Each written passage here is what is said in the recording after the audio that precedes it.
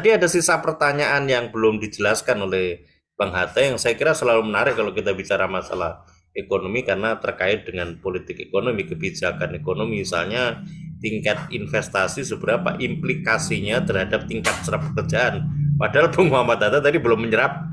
menjelaskan mengenai implikasi tingkat investasi yang disinyalir menurut data Bang Muhammad Hatta tadi tinggi, tapi seberapa jauh implikasinya terhadap tingkat kesejahteraan. Karena berulang kali kalau kita mengingat apa yang menjadi sinyalemennya Bang Faisal Basri misalnya, kalau kita bicara masalah politik ekonomi dalam hal ini politik investasi, problem investasi kita itu bukan problem kuantitas. Kuantitasnya tambah, tetapi problemnya adalah kualitas. Kualitasnya tentu pertanyaannya terkait dengan seberapa tingkat serap terhadap pekerjaan, dan tentu kalau kita berbicara masalah tingkat serap pekerjaan akan mempertanyakan seberapa jauh juga tingkat kesejahteraan atas tingkat serap pekerjaan, di mana tadi Bang Khairuddin juga menyampaikan ada perbedaan antara apresiasi atau afirmasi tenaga kerja dalam negeri dengan luar negeri, apalagi sekarang masif kita bicara masalah bagaimana sebetulnya skema investasi terutama yang ada dari Cina dengan model skema turnkey project itu meniscayakan all out semuanya termasuk tenaga kerjanya, karena tenaga kerja secara yang sifatnya unskilled labor atau unskilled employment juga masuk ke dalamnya. Ada tenaga kerja yang buruh kayak di sini itu disuplai juga oleh Republik Cina karena karakter turnkey projectnya, dan ini tidak bisa tidak disinyalir oleh banyak pengamat sebagai bagian dari politik populasi, karena kita tahu bahwa Republik Rakyat Cina saya kira sangat punya kepentingan untuk bagaimana menyebarkan penduduknya yang oversupply itu, yang tidak terakomodasi daratannya sendiri, sehingga dia punya kepentingan untuk bisa mengekspansi penduduknya itu atas nama investasi, tapi sebenarnya ini adalah bagian dari politik populasi yang merupakan bagian dari strategi One Belt One Road atau Belt Road Initiative. Kalau ditanyakan kepada saya soal politik ini, persoalan kondisi politik kita, saya kira menarik ya Bang Khairuddin, dan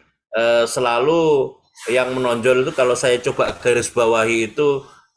penggunaan atau pelibatan influencer atau tenaga-tenaga survei untuk memperbaiki citra lah. Lagi-lagi persoalan election atau elektabilitas ini selalu menjadi sebuah ciri dominan yang merupakan bagian dari style gaya politik yang dilakukan atau dipertontonkan oleh rejim Presiden Joko Widodo hingga menjelang akhir tanggal 20 Oktober. Itu yang mungkin mengkonfirmasi ya kemarin ketika ada sapaan di sidang pelantikan anggota DPR baru, disebut hanya dengan jabatannya tapi tidak sebut namanya, tapi tidak dikasih aplaus ya di forum itu. Ini jadi sebuah pertanyaan, seberapa sebetulnya apresiasi keberadaan Presiden Joko Widodo yang tersisa di tengah pertanyaan publik mengenai berbagai, kalau saya melihatnya ini problem yang terkait dengan struktur dan kultur politik yang ditinggalkan sebagai legacy Presiden Joko Widodo, dan tidak menutup mata bahwa politik dinasti masuk di dalamnya sebagai satu bagian dari sebuah dinamika struktur dan kultur politik yang dominan dan menjadi sorotan banyak kalangan karena begitu begitu mudah kemudian dikendalikan lembaga-lembaga tinggi negara yang seharusnya ini dijaga marwahnya, dijaga independensinya, keberadaan misalnya amar putusan yang dikeluarkan oleh Mahkamah Konstitusi sehingga memberikan satu legitimasi kepada proses kemudahan Gibran sebagai wakil presiden, akhirnya melenggang seperti sekarang dan menyisakan persoalan seberapa jauh ini ketegangan politik dalam bentuk komunikasi politik antara Gibran dengan Prabowo yang ternyata juga punya selidik, kita juga secara gestur nampak melihat memang adanya semacam ya problem komunikasi politik di antara mereka, karena apa yang diutarakan di dalam buku apa yang disinyalir dan diduga kuat bahwa itu adalah memang miliknya Gibran, ternyata ini juga menyisakan problem terkait dengan bagaimana sebetulnya nanti arah ke depan penyelenggaraan oleh rejim baru Prabowo Subianto. Memang benarkah akan independen kebijakan-kebijakan yang dilakukan di tengah sisa tuntutan banyak kalangan, terutama yang ada di PDIP ya, untuk mempertanyakan seberapa jauh sebetulnya legal standing terkait dengan amar putusan MK yang telah menjadikan akhirnya Gibran sebagai wapres sekarang. Dan kalau gugatan PT UN atau gugatan apa ya yang terkait dengan amar putusan itu nanti pada akhirnya PTUN, dikabulkan, PTUN. PT UN ya, Iya, yang nanti tanggal ini 10 akan nanti. oleh PDIP tanggal 10 itu nanti akan dikabulkan, berarti akan menjadi sebuah jalan pendelegitimasian wakil presiden, pelantikan wakil presiden Gibran Rakabuming Raka, dan ini saya kira sebagai satu bagian dari problem ikutan dari kondisi bagaimana pembangunan struktur dan kultur politik yang ada di negeri kita. Kalau kita bicara masalah track record perjalanan penegakan hukum korupsi misalnya sebagai bagian yang penting, lebih dari hanya sekedar mungkin memberikan satu kesimpulan 75% kepuasan yang diperoleh dari hasil indikator politik, yaitu surveinya indikator politik oleh Burhanuddin itu, misalnya ternyata memang ada sesuatu yang sangat memprihatinkan kalau kita bicara soal catatan mengenai terpuruknya agenda pemberantasan korupsi, terutama pada periode kedua pemerintahan Presiden Joko Widodo itu. Dan tercatat sebagaimana yang dicatat oleh misalnya Indonesian Corruption Watch dalam laporan hasil pemantauan tren korupsi 2023 yang tahun yang lalu ya, itu menunjukkan bahwa jumlah korupsi terus meningkat setiap tahun sejak periode kedua Jokowi. Jumlahnya melonjak nyaris 3 kali lipat, dari hanya 271 kasus pada tahun 2019 menjadi 791 kasus pada tahun 2023. Termasuk juga stagnannya indeks persepsi korupsi pada zaman Jokowi, pada periode kedua pemerintahan Joko Widodo, sebagaimana keberadaan skor 34 itu pada saat dia memimpin pertama kalinya. Ini menunjukkan presiden buruk ya, bagaimana penegakan hukum atau pemberantasan hukum korupsi itu dilakukan. Dan tentu kalau kita bicara masalah korupsi, sesungguhnya inilah problem yang sebenarnya terkait dengan pengelolaan negara, terutama terkait dengan bagaimana upaya pemerintah untuk memasifikasi pembangunan infrastruktur sebagai salah satu indikator dari pertumbuhan ekonomi yang sekarang diklaim pertumbuhannya konstan di angka 5%. Meski banyak disampaikan dalam beberapa berita, saya berusaha untuk cover both side begitu, menyampaikan kritikan sekaligus juga mengutarakan apa-apa yang menjadi capaian Presiden Joko Widodo. Diklaim di situ ada 521 infrastruktur transportasi, tol laut dengan 39 kapal, 27 bandara. Dan ini saya kira yang menjadi pertanyaan, seberapa jauh sebetulnya pembangunan infrastruktur itu gayung bersambut dengan upaya untuk mengeliminasi atau mengentaskan persoalan kemiskinan. Kalau kita bicara bagaimana sebetulnya kondisi kemiskinan yang ada di negeri kita. Nah, ternyata diperoleh sebuah informasi bahwa Indonesia ini masih menggunakan standar lama internasional dalam menentukan kelompok yang masuk ke dalam bagian masyarakat miskin ekstrim. Apa ukuran standarnya? Ukuran standar internasional yang menjadi acuan ketentuan Bank Dunia atau World Bank menetapkan garis kemiskinan terbaru itu sebesar 1,9, maksud saya yang dipakai sebagai data untuk mengacu garis kemiskinan ekstrim yang ada di Indonesia itu masih menggunakan standar yang lama, yakni 1,9 US dollar. Sementara garis kemiskinan yang baru yang ditetapkan oleh World Bank itu 3,2 US dollar per kapita per hari. Nah, ketika ditanya tentang kenapa kok kemudian masih menggunakan standar yang lama, PLT Kepala Badan Pusat Statistik Amalia Adininggar Widyasanti itu menjelaskan belum berubahnya ukuran kemiskinan ekstrim yang digunakan Indonesia dilaksanakan sebatas untuk menjaga perbandingan jumlah orang miskin secara historis ya, maksudnya biar sama secara historis, itu ukurannya tidak berubah, yang dulu dipakai sekarang pun juga dipakai, kira-kira begitulah. Padahal ukuran standar World Bank yang baru itu 3,2 US dollar per kapita per hari. Nah, ini kalau dikonversikan dari ukuran 1,9 US dollar per kapita per hari ya, dengan 3,2 US dollar per kapita per hari, tentu angkanya akan sangat tinggi. Ya, dicatat di sini bahwa tahun 2023 ya kalau nggak salah, 2023 angka 1,9 US dollar itu kalau dikonversikan dalam jumlahnya itu sekitar 25 juta. Nah, kalau ini meningkat standarnya itu dari 1,9 US dollar ke 3,2 US dollar, tentu akan ada banyak kelipatannya. Ini yang saya kira juga menjadi hal yang luput dari perhatian kalau kita bicara masalah seberapa jauh sebetulnya masifikasi pembangunan infrastruktur sebagai indikator pertumbuhan ekonomi itu implikasinya terhadap bagaimana mengentaskan persoalan kemiskinan. Karena tadi Bang Hatta juga belum menjelaskan kalau itu dikorelasikan tingkat pertumbuhan investasi yang secara kuantitas itu meninggi, tidak hanya ke persoalan tingkat serap tenaga kerja, tetapi seberapa jauh sebetulnya ini berimplikasi kepada tingkat kesejahteraan. Artinya apa yang dilakukan oleh Presiden Joko Widodo dengan hanya merilis tingkat kepuasan masyarakat terhadap kinerja setidaknya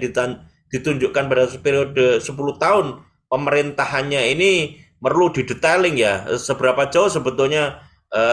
pengentasan kebijakan itu terhadap persoalan-persoalan yang krusial. Dan saya kira kalau kita bicara masalah kembali lagi ke persoalan korupsi tadi sebagai bagian yang harusnya menjadi konsen pemerintah, karena ini adalah problem pokok dari pertumbuhan ekonomi atau pembangunan ekonomi, karena ini adalah problem yang terkait dengan investasi. Di satu sisi upaya investasi itu digenjot, tapi di sisi yang lain masih menyisakan problem yang terkait dengan tingginya korupsi. Dan kalau kita coba lihat misalnya pada masa pemerintahan kabinet yang dipimpin oleh Presiden Joko Widodo itu dalam rentang waktu kepemimpinan presiden sebelumnya Megawati, SBY, dan Jokowi, saya kira kita sepakat bahwa 6 menteri dan 1 wakil menteri pada periode pemerintahan Joko Widodo itu mengkonfirmasi adanya problem yang tersisa dari buruknya performa pemberantasan korupsi yang ada di era Joko Widodo. Apalagi kalau kita bicara masalah upaya pelemahan KPK sebagai sebuah lembaga tinggi negara yang diharapkan bisa menutupi kelemahan kinerja pemberantasan korupsi pada leading sektor Kejaksaan Agung dan Kepolisian Republik Indonesia,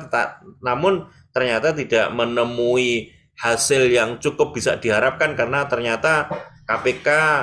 dalam tanda petik setelah revisi Undang-Undang KPK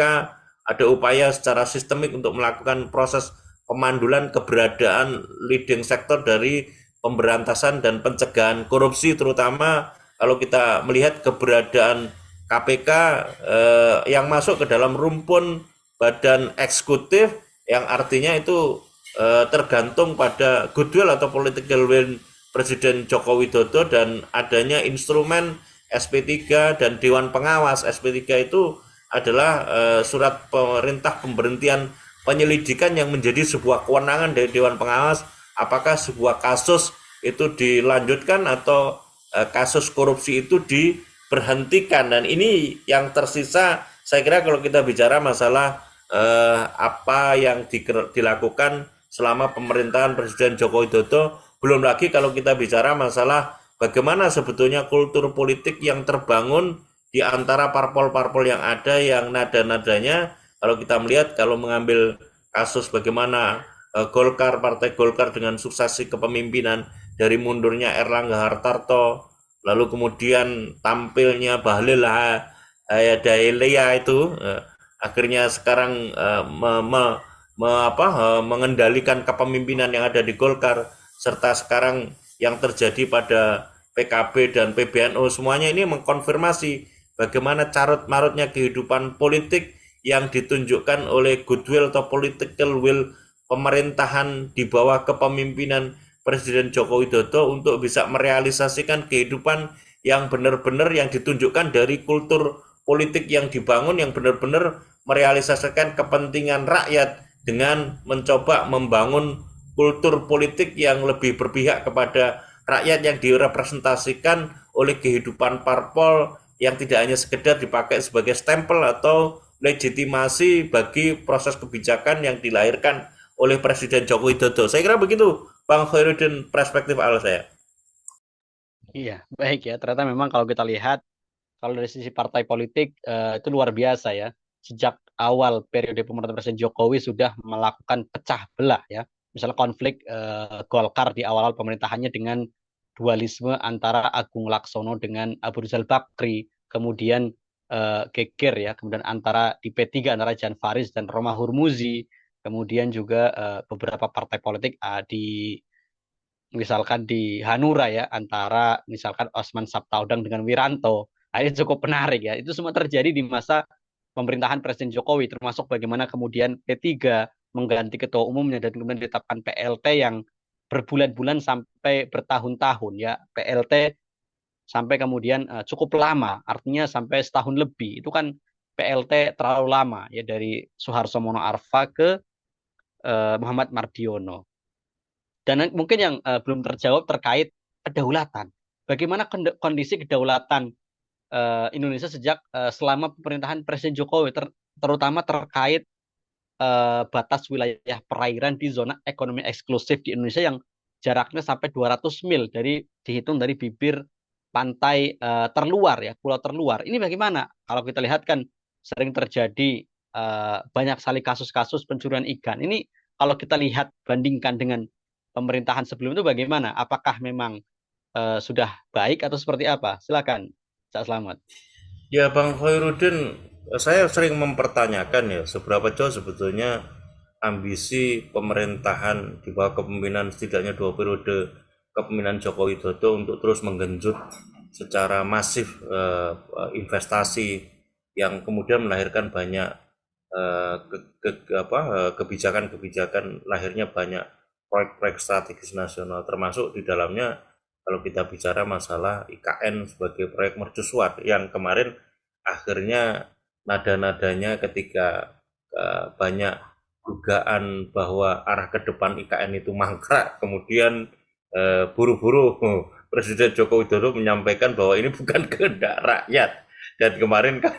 kalau kita mencoba menakar ini kehendak rakyat atau tidak kan sudah ada bantahannya. Apakah memang sudah dilakukan sebuah referendum atau jejak pendapat dulu awal ketika penetapan undang-undang IKN dilakukan misalnya. Meski kemarin 9 fraksi yang ada di DPR hanya satu fraksi yang menolak keberadaan undang-undang IKN misalnya, tapi kan lagi-lagi kita jadi teringat dengan sinyalemennya Bambang Pacul mengenai bahwa Korea itu akan tergantung pada ketua parpolnya misalnya. Itu kan mengkonfirmasi bahwa parpol-parpol tidak lebih hanya sekedar legitimasi dari kebijakan yang ada. Saya mempertanyakan seberapa jauh sih sebetulnya pertimbangan pertahanan dan keamanan dan pertimbangan ideologi sebagai bagian penting untuk menetapkan pilihan kebijakan untuk melakukan kerjasama G2G atau B2B dengan berbagai negara misalnya, termasuk yang ada di IKN misalnya. Karena kalau kita bicara masalah kedaulatan pertahanan keamanan, tentu strategi untuk menyusun pertahanan keamanannya itu tidak bisa begitu saja atau sporadis dilakukan, tapi prosesnya melibatkan kajian yang komprehensif dan dalam waktu penyusunan strategi pertahanan keamanan yang holistik begitu, yang komprehensif. Saya pernah menanyakan ini misalnya kepada salah satu mantan Kasal ya, Pak Slamet Subianto dalam sebuah kesempatan diskusi seberapa jauh sih sebetulnya kebijakan-kebijakan yang ada di negeri kita ini memang benar-benar memperhatikan keamanan bagi kawasan-kawasan yang kita miliki misalnya, seberapa jauh perlindungan kawasan itu dari kedaulatan yang akan potensial menjadi ancaman bagi negara-negara yang memiliki kepentingan yang ada di Indonesia. Dan saya kira kita tidak menutup mata ya bahwa banyaknya negara-negara adidaya yang ada di negeri kita yang sekarang ini sangat punya kepentingan untuk bisa menjadikan Indonesia sebagai sebuah kawasan yang potensial sebagai bagian dari cengkeraman pengaruh untuk eksploitasi kepentingan ekonomi melalui pintu berbagai manuver-manuver politik misalnya. Di antaranya adalah Cina yang sangat masif terkait dengan kasus-kasus reklamasi ke dalam beberapa proyek-proyek strategis nasional, apakah itu Rempang, apakah itu Pantai Indah Kapuk. Ini sangat membahayakan dan ini sebetulnya menunjukkan bahwa pilihan kebijakan melalui pertimbangan itu hanya mempertimbangkan faktor-faktor ekonomi, tidak benar-benar memperhatikan faktor-faktor yang terkait dengan ancaman pertahanan dan keamanan kita, dan seberapa jauh sebetulnya ancaman pertahanan keamanan dikaji dan digunakan sebagai satu bagian dari pertimbangan untuk bisa merumuskan berbagai kebijakan lebih dari hanya sekedar pertimbangannya ekonomi semata. Apalagi kalau kita bicara masalah berkaitan dengan ancaman ideologi misalnya, yang tentu kalau kita bicara masalah ancaman ideologi ini berkaitan dengan ideologi, keberadaan ideologi kita untuk menjawab bagaimana kepentingan-kepentingan internasional itu bisa benar-benar dieliminasi, dijaga seluruh ancamannya akan membahayakan Indonesia. Kajian-kajian seperti ini nampaknya tidak menonjol menjadi sebuah kajian yang menjadi basis pertimbangan akhirnya berbagai kebijakan-kebijakan yang ada di negeri kita. Munculnya berbagai kebijakan hanya dengan mempertimbangkan untung rugi, saya kira ini selaras dengan pilihan kebijakan yang dilakukan di atas basis asas manfaat ya. Dan ini semakin mengkonfirmasi sebetulnya bahwa kebijakan-kebijakan yang dilakukan, apalagi kalau kita bicara masalah gestur kebijakan ekonomi, itu hanya untuk sekedar melahirkan berbagai kebijakan-kebijakan yang pragmatis dan itu sesaat, dan ini akan selalu menjadi sisa PR yang harus dikerjakan oleh rejim baru karena pertimbangan kebijakannya tidak jangka panjang, pertimbangan kebijakannya tidak benar-benar mempertimbangkan hal yang sangat fundamental terkait dengan seberapa jauh nasib masa depan bangsa ini, rakyat ini akan kedaulatan yang ada negeri ini. Dan kalau kita jujur misalnya melihat berbagai kasus mengenai kepemilikan lahan ini sangat memprihatinkan, apalagi kita tahu substansi yang ada di dalam Undang-Undang IKN maupun Undang-Undang Cipta Kerja memberikan ruang-ruang penguasaan kepemilikan lahan atau pengelolaan lahan itu cukup memiliki hak istimewa oleh asing misalnya. Ini kan harusnya menjadi sebuah pertimbangan, tetapi semuanya so must go on, dan nampaknya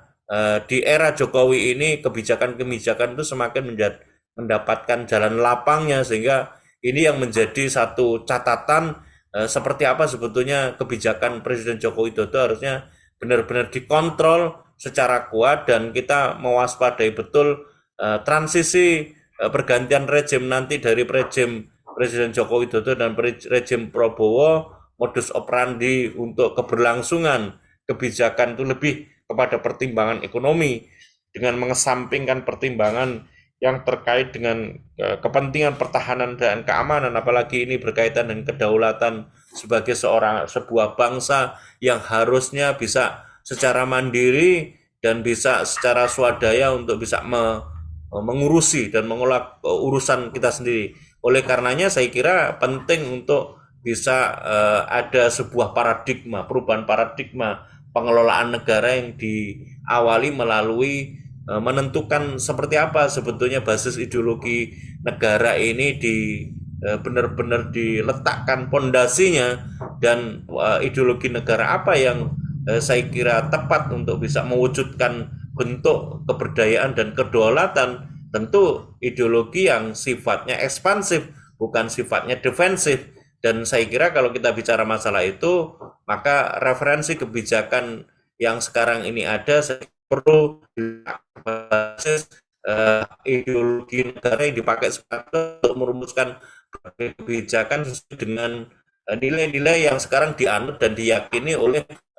bangsa ini, yakni Islam. Saya kira kita bicara masalah umat Islam, malah memiliki intellectual property yang bisa digali pemikiran-pemikirannya dan hukum-hukumnya. Saya kira kalau kita bicara masalah politik dalam berbagai bidang, apakah itu